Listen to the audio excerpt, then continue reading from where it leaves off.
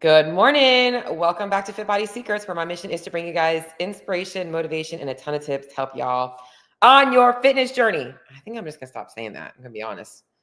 I feel like y'all know that by now, unless you're a brand new listener, which if you are, hopefully you'll get some value out of this episode.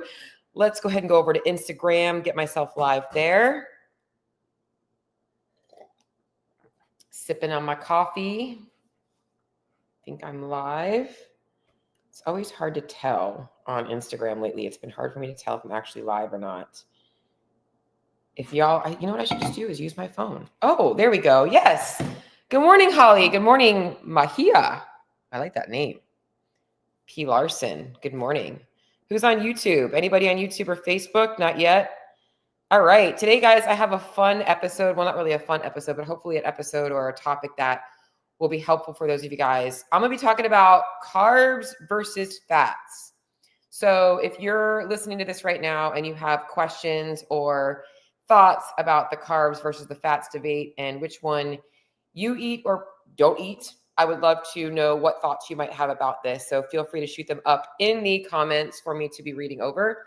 But I'm going to kind of jump right into it. And what really got me thinking about this topic is there's just so much out there. And it's so easy for people to go down the rabbit hole of this person said I shouldn't be eating carbs, or this person says that spiking my blood sugar is bad. And I need to be eating more fats to be more insulin sensitive, or, my body needs to be eating more fat to burn fat. Like all of this stuff that is out there.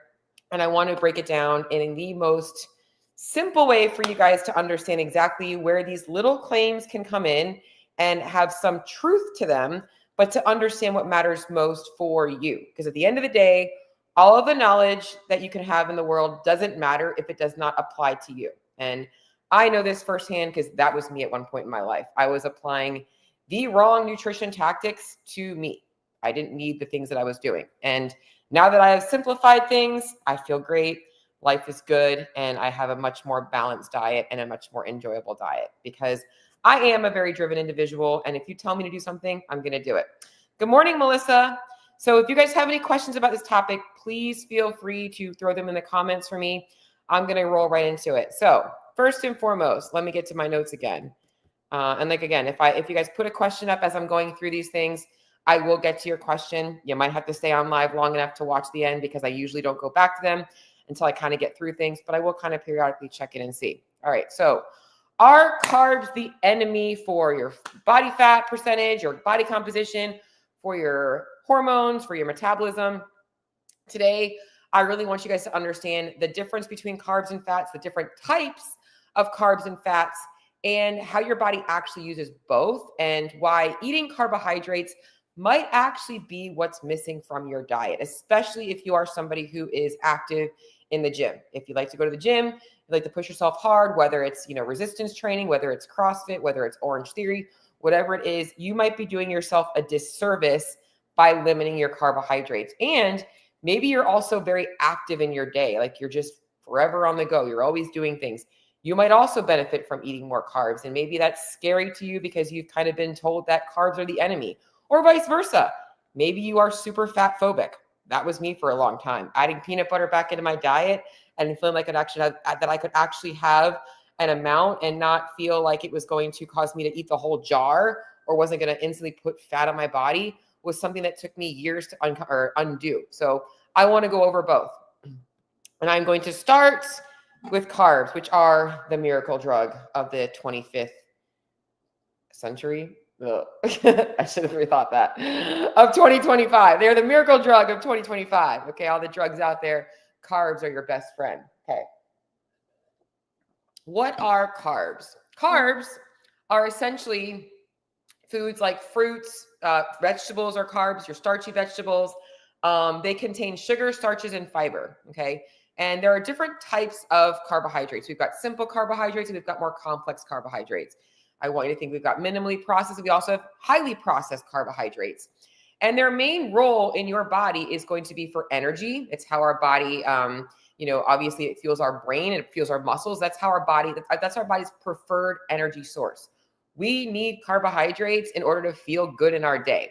I know that there are people out there who are like, but carbohydrates are not essential because your body can make carbohydrates through like glucogenesis and convert ketosis and all this stuff. Okay, yes, your body is designed to, in those situations of like famine and starvation, to find a way to survive, okay? But is your goal in life to just survive, like to constantly be living your life on operating at like 50% capacity? Or do you want to thrive in life and feel good? I think you want to thrive in life and feel good, but you're being told that carbohydrates are also making you fat and making you like insulin resistant and all of these things. And I'm going to be talking about that. Now, carbs, fats, and proteins. I did a deep dive on protein a couple weeks ago. All have different calorie amounts per gram. Okay, so 1 gram of protein has 4 calories. 1 gram of carbs also has 4 calories. And 1 gram of fat has 9 calories. And everybody has an amount of calories that their body needs to maintain their body composition, body weight. And if going over that, you're going to end up being in a calorie surplus and gain body weight or body fat. And if you go under that, you'll be in a calorie deficit over time and you'll lose weight. So it's important for you guys to understand that the calories are the biggest thing that are going to factor into your weight. But carbs versus fats do have different effects on your metabolic rate and on honestly everything. So I'm going to go over all that stuff today. One thing that I do want to mention, because I think that a lot of people get super freaked out by this, is when you switch from a moderate or a higher carb diet to a lower fat diet or lower carb diet, you'll usually see that your weight drops a little bit. And people associate with this with weight loss. They're thinking that they're getting leaner. Vice versa, if you increase your carbohydrate intake, you're like, oh my gosh, the scale's up 1 or 2 pounds. And that can be felt like you might feel like you've gained body fat, but that's not fat. In fact, I'm going to talk about that. All right. So that is typically glycogen. So whenever we take in carbohydrates, those carbohydrates get broken down into glucose and they get stored in your muscles as glycogen and also in your liver as glycogen. That's where carbohydrates get stored. Every single person has a different amount of glycogen storage that they have potential for.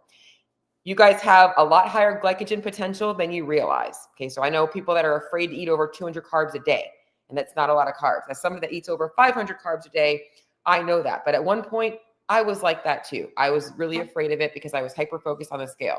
Now, over time, if I'm eating in a calorie surplus, if I'm eating too many calories, whether they're from carbs or fats, I will put on body fat. Okay, just it's inevitable. But what's important for you to note is that carbs, as I mentioned, are stored as glycogen first and foremost. So your body is more likely to burn through carbs than it is as fat. And I'll talk about the fat component later on in this episode. Okay, so what you need to understand is carbs are essential for energy. You're going to feel better. They're going to obviously store your muscles with glycogen or fill your muscles with glycogen and can sometimes cause a little bit of water weight retention when you first increase them if you've never eaten more carbohydrates before. It's normal. It's not body fat. Okay. Let's talk about simple versus complex carbs, because I'm going to talk about this more so because I think that when people hear carbs, they don't realize that there are types of carbs that have different nutrients in them and are going to have a different impact on your blood sugar and on your overall health. Okay. So simple carbs, these are things like table sugar, honey, fruit juice, candy without any fat in it, white bread, white pastas, sports drinks. These are very simple carbohydrates. A lot of a lot of athletes will use these in their training because it's a rapid source of energy. So when they're bonking in a training session, if they take in some honey or some sugar, they're going to feel instantly better. Their body's going to be getting a little bit of a flush of sugar, and it's going to be helpful for their training. They're very fast digested. That's why they're used around them. They also tend to spike your blood sugar quickly. Now, the best uses for these types of carbohydrates, because they do have use in your diet, is going to be pre and post workout training because they can be quick energy sources. You wouldn't ideally want to be consuming these things just throughout the day normally because they aren't going to typically sit very well in your stomach. They're probably going to cause some blood sugar spikes and crashes, which might get you to have more cravings. They're not going to make you feel very full, which can lead to overeating. And they're lacking a lot of the nutrients that your body needs from the carbohydrates that your body is looking for, which is where complex carbohydrates come in. These are going to be things like oats, sweet potatoes, brown rice, lentils, beans, quinoa, whole grains such as whole grain bread. Oh my gosh, I said the word bread, wraps, vegetables, fruits, things like that. These have more fiber, more micronutrients, and they're going to have a little bit of a lower impact on your blood sugar. They're going to keep your blood sugar a little bit more regulated, a little bit more stable, more steady energy. So the majority of your meals should be made up of more complex carbohydrates. Now, at the end of the day, every once in a while, having a little bit of sugar just because you want it isn't going to be a big deal. Blood sugar spikes aren't necessarily a bad thing. So I want to go over what people think, right? So people think that spikes in your blood sugar cause fat gain, or they lead to insulin resistance, or they make you all of a sudden just start storing too much sugar. It's just bad for your body. But here's the biggest thing that you guys have to understand. This is only partially true. Over time, blood sugar spikes and crashes can become problematic. If your entire day is filled with a ton of highly processed carbohydrates, little fiber or protein, and no activity, then yes, your body is going to be putting under a lot of stress trying to process those things. If you are also taking in more calories than your body needs to consume to maintain your body weight. But you're not going to have that if you're having like an apple or whole grain bread or oats or things like that.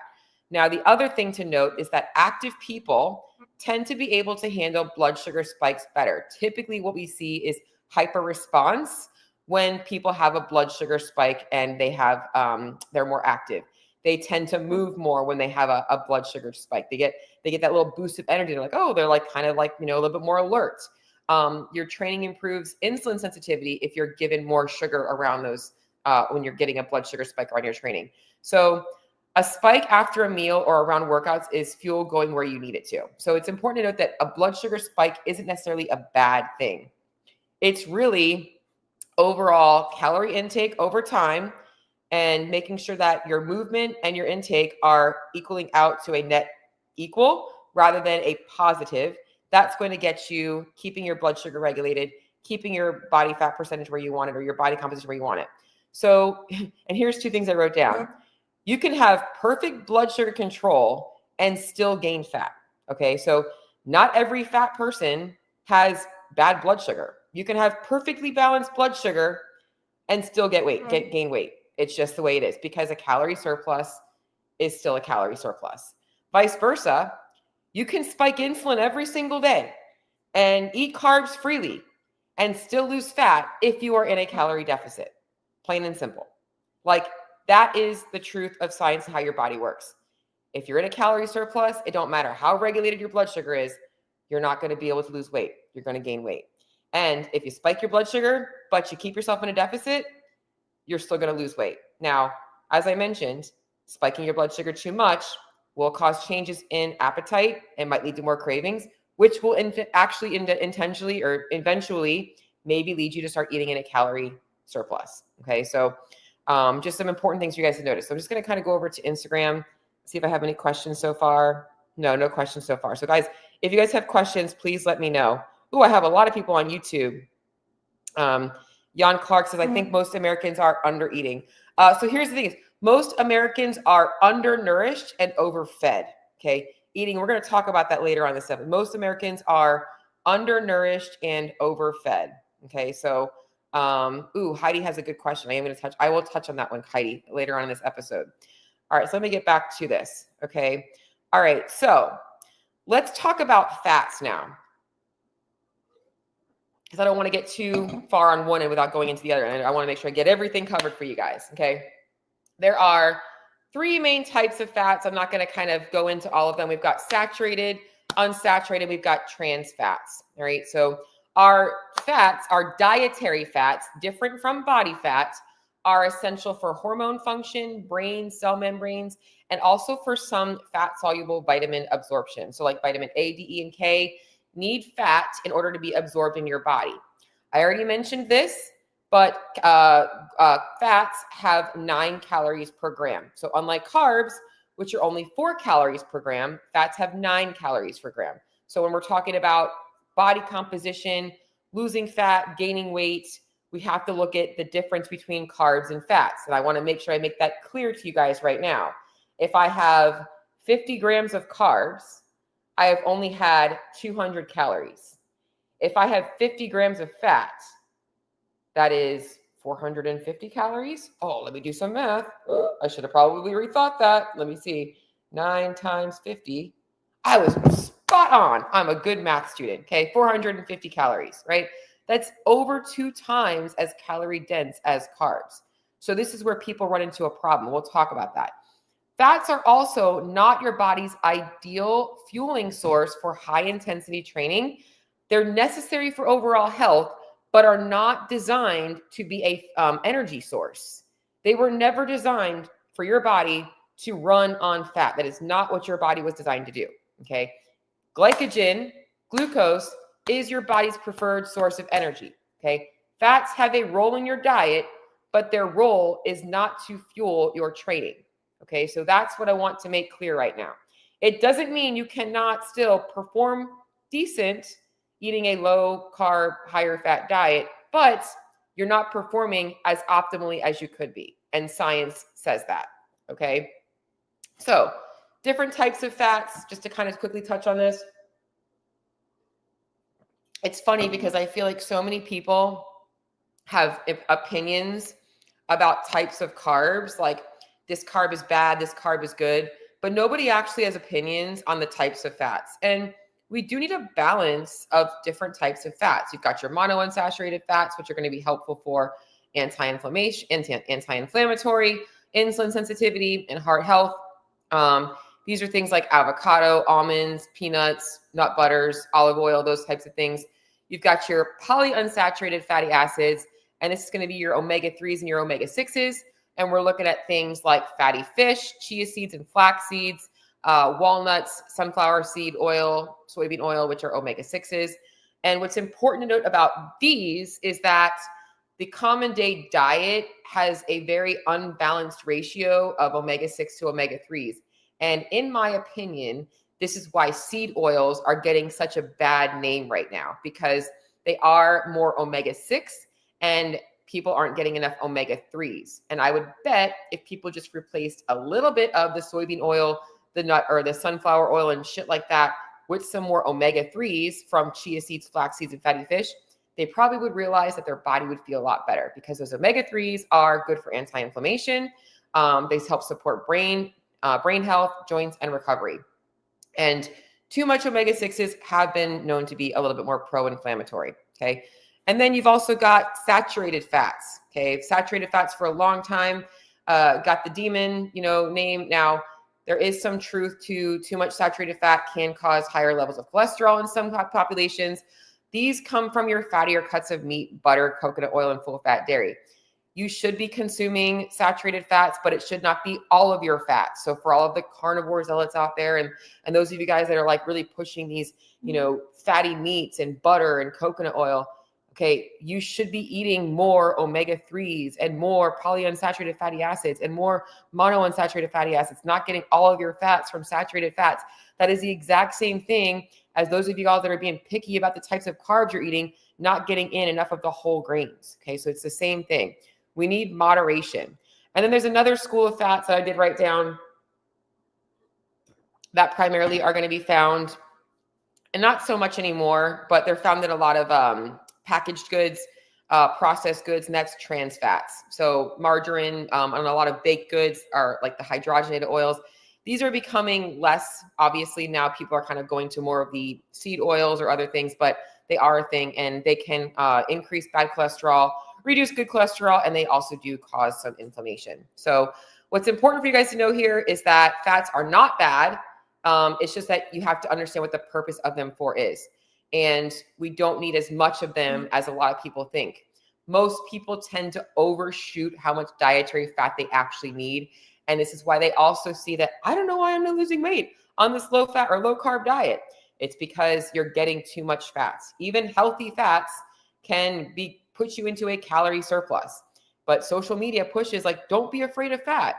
Add all of these fats. And like, you look at these freaking fat bomb meals, and I'm like, yo, there's like 60 grams of fat in like that bowl of fake oatmeal, that because they could have had the oatmeal, but instead they made some like nut version of it that's just literally laden with calories. Okay. So yes, Healthy fats are naturally are needed and necessary, but they're very calorie dense. We need much less of them than we realize. Like I mentioned, fat is 9 calories per gram. 1 tablespoon of peanut butter is 100 calories. Okay, that's about, what is that? A little bit less than a serving of oatmeal. Okay, so we have to look at the dosage there. A very small amount. Say 1 tablespoon of olive oil is 120 calories. 1 avocado can have up to 300 calories, right?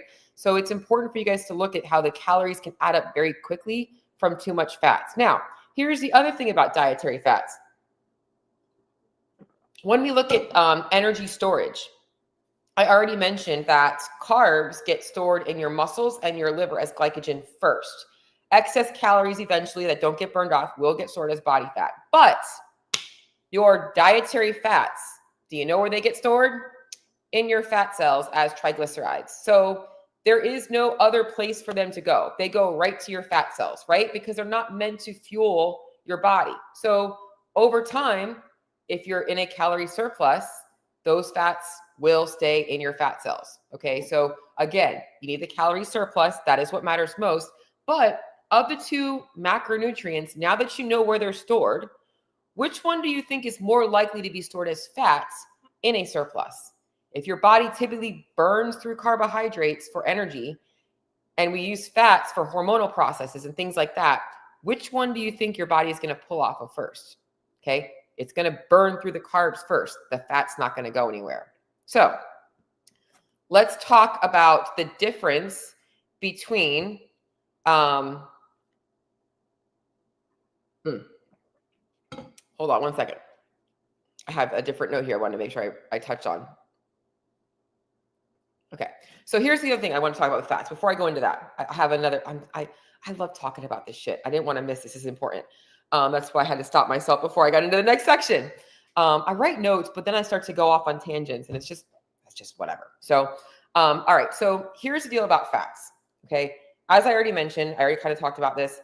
Fats are not meant to be there for fuel. They're meant to fuel hormone production, cell membranes, brain health, help with vitamin absorption.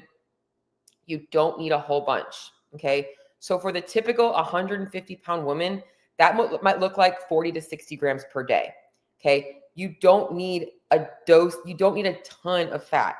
And the problem is if you are a very active individual, the more fat you eat, the less carbs you can eat because it takes up too many of your calories.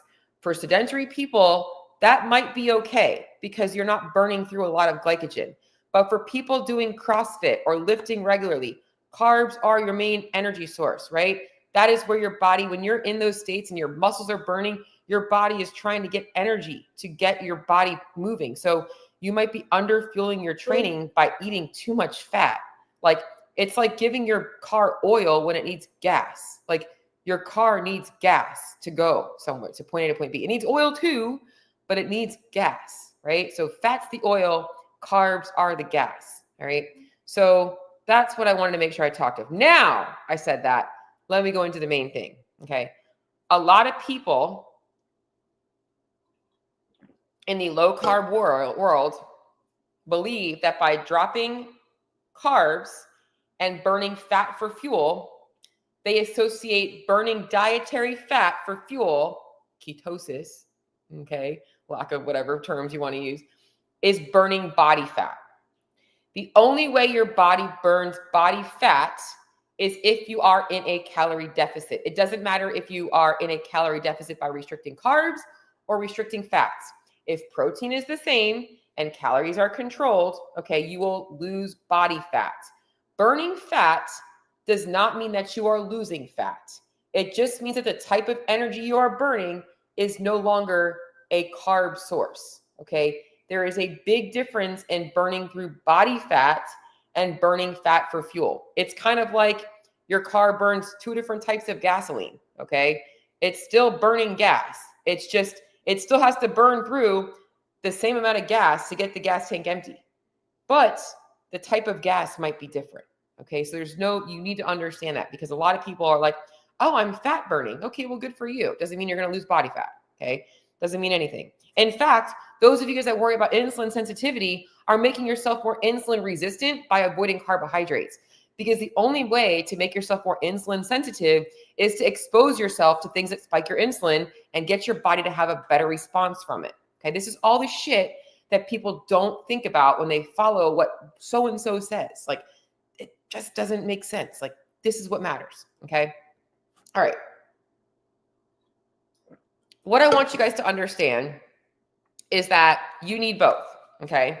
You need carbs to fuel your training, for your energy, for your performance, and also because carbs make food taste good. It completes your meal. When you're eating a low carb diet, you finish your meal and you're like, I need something a little sweet. And they'll go to their keto fat bomb treats or whatever, rather than being like, I probably should have just had some carbs with that meal. And maybe I wouldn't have been craving something sweet afterwards. Okay. We also need fats. If you've ever been on a low fat diet and you finish your meal and you're like, man, I'm full, but I'm not satisfied. Like, my stomach feels full, but I feel like I still need something. And you want like a little nut butter, a little dark chocolate. Okay. Because your body's looking for the craving. It's getting the craving for the fats that it's missing. You need both. Okay. For different reasons. What I want to also talk about, which is I think the biggest problem, is this is not a debate on whether or not you should be eating carbs or fats. There's a missing food group that people are really needing to watch, and it's not anything that I mentioned today. And I call these hyperfoods. I call them crave bombs, okay? It's the calorie-dense combination foods. It's combinations of fats, carbs, sugars, and salts. And they're those hyper palatable foods that like you have a hard time saying no to. It's, I'm really craving a cookie. I want chocolate. I want ice cream. I want potato chips. I want chips and salsa and guacamole. Like, I want those cheesy quesadillas. I want the pasta with the cheese and the meat. And you want the pizza. Like, those are what they called hyperfoods. They're crave bombs. These are things that, these are not carbs. These are not fats. Okay. They are combination foods. In fact, I would have to tell you that most of the calories from these foods are more fat heavy. Most of them have more fats ratio to carbs in these foods. So the real problem in America, as I mentioned before, when I said America is overfed and undernourished, is not getting enough carb sources and fat sources, but getting too many of these hyperfoods that are giving them a bunch of calories with very little nutrition value. Okay. And for those of you guys out there that are avoiding carbs because you're trying to lose body fat, or you're afraid of eating carbs, or you freak out when the scale goes up 2 pounds, you're missing out on the benefit of what carbs can do for your body. It will make you leaner. It will make you fitter. It will make you feel better. You'll have better appetite control. Same thing. If you're demonizing fats, like having a little bit of fat might be the best thing you never did for your inflammation markers, for your hormones, for your sleep. But the right types of those foods matters most. Okay. So don't fear carbs. They are the fuel for your body. Okay. You need to have enough fats in your body to support hormone health, but note that the dosage of fat isn't as high as a lot of people think. Okay. So I'm going to go into those notes now. I want to really talk about going back to Heidi mentioned, what are the thoughts on professional triathletes developing diabetes? So when it comes to blood sugar, people often associate carbs and sugar with the diabetes. Okay. And that's not usually the case. Why I think, and this is an opinion, I would need to actually go into some science studies, but I've read some studies, and I'm telling you this right now, full transparency. I would need to pull up some studies for you. But from what I understand from science, okay, blood sugar is not just a food-related problem. Cortisol also spikes your blood sugar. Triathletes train for hours a day. Often, triathletes are also underfed. This leads to a rise in cortisol, which leads to a rise in blood sugar. They become more insulin resistant because they are underfueled. That is usually the main reason why triathletes develop diabetes. Most triathletes that develop diabetes are not overweight. They're usually very lean. They're usually too lean because they have to stay lean for their sport. So most of the time when you see high-end athletes developing things like diabetes or even heart conditions, it is usually from the chronic inflammation that their body is under. Cortisol is being spiked. It's causing a change in blood sugar. In fact, you can develop diabetes from never eating too much sugar. Like, that is a true thing, because it's not just a blood sugar thing. Like, as I mentioned, spiking your blood sugar doesn't necessarily make you insulin resistant or make you diabetic. You can spike your blood sugar every day and be fine, as long as you're burning through those calories. Hopefully that makes sense. To burn fat, you need to be in a calorie. It's that simple. Are we speaking about health or burning fat? Okay. So we're speaking about both. To burn fat, you need to be in a calorie deficit. It's that simple. Are we speaking about health or burning fat? Okay. Well, when we're talking about calorie deficit, we're talking about losing fat.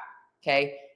Eating for health isn't being in a calorie deficit. It's honestly, eating for health is if you're overweight, getting to a healthy weight. But at that point, you should be eating at calorie maintenance, in which case your diet should be balanced and you want to be able to burn through. You should be a healthy individual can utilize carbohydrates the way their body is designed to, meaning when you're moving throughout the day, when you're working out, your body is accessing that stored energy as glycogen to fuel your training. You're not storing fat. You're metabolically in a healthy place. So hopefully that makes sense. I'm not sticking around to listen back to see where it goes. This is good so far. I think that most Americans are not under. Okay, so I actually disagree. I think that most Americans are actually under eating the right types of carbs. Most Americans are not overeating things like whole grain bread or sweet potatoes or even regular potatoes and fruits and pineapple and brown rice and legumes. Okay, most Americans are overeating those crave bombs. Most Americans are eating entirely too much processed food. That's really where people are having the problem in America. Good morning, Bruce. Bruce, not enough protein, too many carbs. Absolutely. Eating for health is not eating sugar, or at least a lot of it. I would say, in my opinion, I agree with what you're saying, Bruce, but I also think that it's important that sugar does not get demonized, meaning it's totally okay. If you eat 14,000 calories over the course of 7 days and 500 of them come from sugar because you want to put a little sugar in your coffee, or you decide that you want to have dessert after dinner, like, that's eating healthy. Okay. It's when that becomes the only thing that you're consuming, or you have to have those things, right? Eating a balanced diet is being able to enjoy having some flexibility, knowing that you're not going to sabotage yourself. Like, having one cookie is not going to be a problem. Having one cookie and then having ice cream, and then the next morning waking up and having a donut. And like, if all of your meals are that way, then yes, like I mentioned, the hyper palatable processed foods is really the big problem. Okay, those crave bombs. Going to go over to Instagram here. Anybody on Instagram, do you guys have any questions about carbs, fats, or anything that I covered today? Nothing? Nothing to add? I know I kind of went off on some tangents today, but this is the kinds of shit that fires me up, because, at the end of the day, guys, I think about this all the time. All right. I am not a doctor. All right. But I think a lot of you guys look at me like, I don't know. This is where we all have our own imposter syndrome. I feel like in a lot of ways I get looked at like, oh, Cheryl's this like CrossFit girl and she likes to work out and she does nutrition coaching and she helps people lose fat. Guys, I have been studying nutrition since I was 19 years old. This is my passion. And my goal is I want to help you guys understand what really matters most. Like, I don't have any bias towards any specific diet. I believe in learning how to eat for balance and learning how to eat for health. But I know that a component of that is getting my clients to be happy with themselves, because most people, when they embark on a journey to change their nutrition, are doing a bunch of shit because they want to look and feel better. And they're tired of going through this freaking process over and over and not getting anywhere. And a lot of what I have to do is explain to my clients what's going on with their hormones, what's going on, what their food is doing to their body, and how to change things. There's different components of nutrition that I teach. And I think a lot of times it's really hard for me because, I know it's like, I'm going off on a tangent now. I know what all of you guys want. And that's really what I have to show, right? Like, a lot of you guys want to look and feel better. But there's a lot of education that I want to also share with you guys. And this podcast is my opportunity to be able to do that. So whenever you guys, if I'm talking about things and it's like it's resonating with you or you want more of something, please let me know, because that's really what I want to do. If I can help change your life in any way and make you just change one thing in your nutrition or your lifestyle today that's going to improve how you look and feel about yourself, then I am freaking happy. Like, that's what I do on a daily basis. In fact, last week I gave a workshop for free, and I invited all the women that were on that workshop to come into my community for free. Like this, so they're all part of my community for the next 4 weeks. They get to join me on my group calls because I want people to get education. Okay. It's what people need. You don't need to buy any more supplements. You don't need to buy any more programs. Yes, I'm a nutrition coach because I know that people need guidance with applying the things that I teach. I can totally tell you how to do everything, but oftentimes people are going to see what they're supposed to do and they're not going to do it, myself included. Like, I know it works better with accountability. So I also try and make sure that I'm doing what I can to teach you guys the importance of holding yourself accountable if you're not going to hire somebody else to hold yourself accountable to. So any other questions or anything, guys? Good morning, Jeff. What's up, Jeff? Jeff, I've been watching some of your Instagram reels, crushing it in the gym. Some power cleans at 135 I saw, or squat cleans. All right. Well, if you guys didn't already see my story, I am extremely anxious today because I have a long day ahead of me, and I had a long day yesterday because I didn't work on Sunday. So I am going to get back to work. And if you guys have any questions about anything I talked about today, you want me to kind of go further into something, you want to maybe we should do like a little debate, like get into a little, I would love to have some of you guys to do a little debate with me, put a little hot seat on. Just feel free to reach out to me. I'm always an open book. Cheryl at myfitbodyrx.com is my email address. I always put the links to where you guys can reach out to me for help with your own nutrition in the show notes. And as always, even if this podcast was messy, because I am just Hot Mess Express Cheryl, please make sure that you like it. If you're on podcasts on Apple or Spotify, give me a review, hit the 5-star, whatever you want to do to help boost my podcast to get out to more people. I would love that because I do love doing this. I do it for free, and that's all I can ask for from you guys. That's pretty much it, guys. Have an amazing Tuesday.